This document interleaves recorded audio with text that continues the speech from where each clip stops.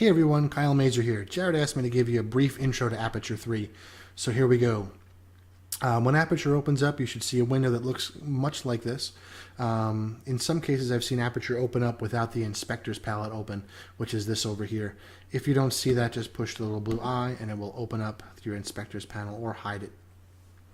Your Inspector's panel has three different tabs: your Library tab, your Metadata tab, and your Adjustments tab. Library shows you your library, obviously. Every shoot that I do, I divide up into something called a project, which are these little brown boxes here. Okay, and then my pictures in the project will then display over here. Next is the metadata, which of course just displays the metadata for your image. And finally, the Adjustments tab.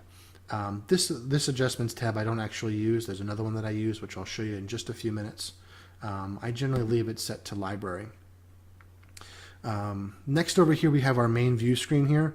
We're currently set to split view mode. I know that because it looks like split view mode, and also because of this green check mark, which tells me that I'm in split view mode. You can switch over to browser mode if you have a lot of images in your project. Sometimes it makes it easier to find those images. By double clicking a certain image, it will then open it up into a bigger picture. By double clicking it again, it will go back to your browser mode. You can also just push the viewer button or go back to browser.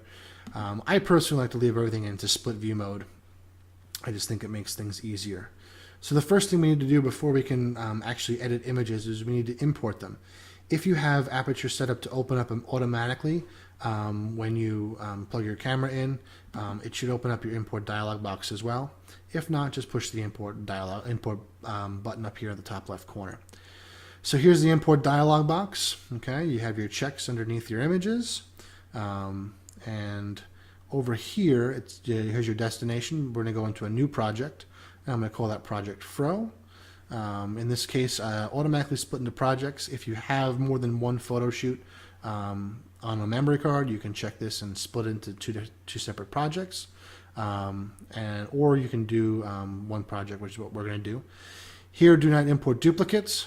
These are actually duplicate images, so I'm going to uncheck that. And then I keep everything in the Aperture library. It just makes my life easier. Then I push import checked, and you'll see that over here I have a new project called Fro, and it tells me that my import is complete.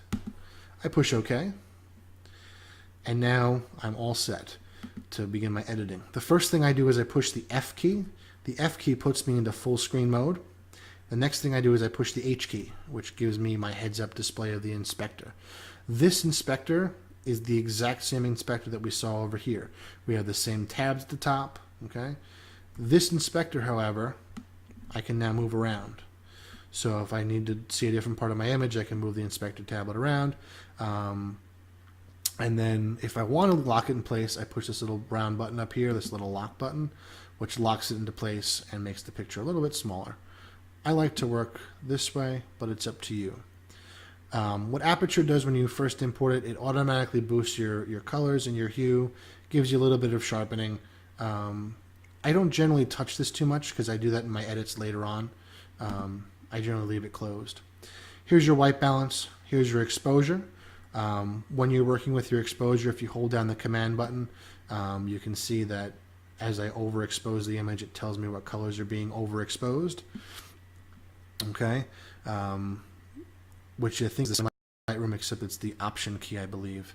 By double-clicking the slider, it returns it back to its normal setting. If you need to go more than 2 stops when you slide it, it only goes 2 stops. You move over here. The double arrow will then let you go way past that. You can actually go to almost 10 stops in both directions. If you're looking for something that you don't see inside of your inspector's palette, go to your adjustments menu here, and this will give you all of the other options for your editing. The little white dot here means that it's already open in your inspector's palette, and I think that's about it. If you want to get out of your full screen mode, oh, one more thing, I'm sorry. To view the photos that are in your current project, by moving your mouse down to the bottom, it brings up another little heads-up display, which shows you all of the photos in that current project.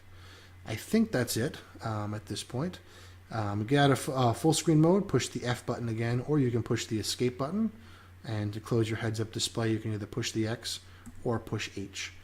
I think that'll be good enough to get you guys started. If you have any questions, please don't hesitate to leave a comment, and I hope to hear from you all soon.